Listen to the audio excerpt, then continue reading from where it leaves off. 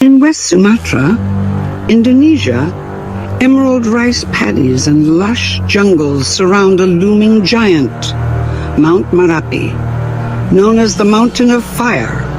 Marapi is both a giver of life and a harbinger of danger. In late 2023, its eruption sent ash and rock skyward, a dramatic display of nature's power.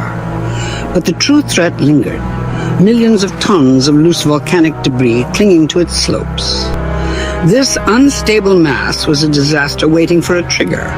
In this region, that trigger is the monsoon rain. When torrential rains hit, they mix with ash and rock, creating a fast-moving, concrete-like flow called a lahar. Lahars surge down river valleys, following the very channels where people have lived and farmed for generations. These rivers, once sources of life, can instantly become torrents of destruction, sweeping away homes, roads, and lives. The aftermath of an eruption in a rainy land is often more deadly than the eruption itself. This is the story of how water awakened the mountain's silent menace. For the people of Agam and Tanah Datar, Mount Marapi is more than a volcano. It's the heart of their world.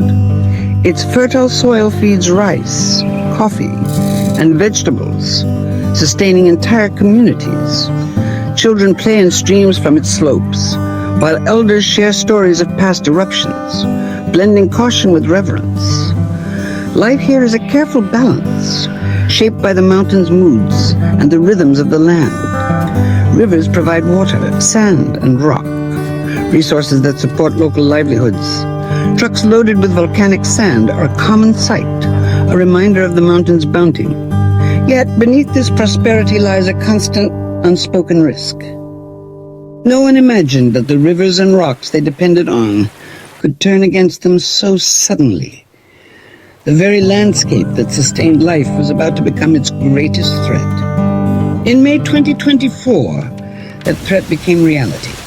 The December 2023 eruption left Marapi's slopes coated in unstable ash and debris, a loaded gun waiting to fire. For months, the region was calm, but danger was building high above. On May 11th, 2024, torrential rain struck, saturating the loose volcanic material. Water transformed the ash into a thick, mobile slurry. Gravity took over, and the debris began to move. Small trickles became a roaring mass, funneling into river channels and picking up speed. The Lahar was born a churning, unstoppable flow of mud, rocks, and boulders. Unlike a typical flood, a Lahar moves as a dense, fast-advancing front, smashing through everything in its path. It can travel at terrifying speeds, growing larger and more destructive as it descends. The science is simple: water plus volcanic debris equals disaster. For those living below, there was little warning. The mountain's silent threat had awakened. As night fell, villagers sheltered from the rain, unaware of the danger racing toward them.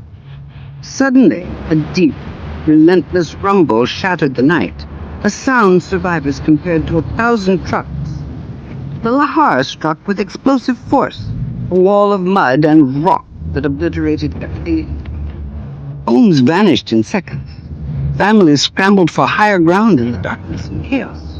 One survivor watched his neighbors disappear, pinned his family up the hill, chased by the roar of bulls. Lightning revealed a nightmare, swallowed by a river of mud. Power failed, plunging the area into darkness, broken only by flashes of light and desperate cries. The ancestral wisdom that had protected these communities from fire was powerless against this watery onslaught. In moments, lives and livelihoods were swept away.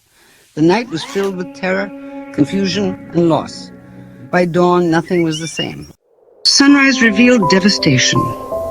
Rivers transformed into highways of mud, villages buried beneath boulders and debris.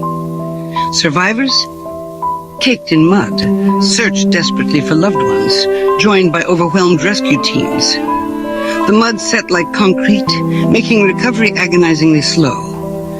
Grief soon gave way to anger and questions. Why was there no warning for Lahars? Villagers were used to eruption alerts, but no one had prepared them for the deadly flows triggered by rain. The official response struggled to keep up, exposing gaps in disaster preparedness.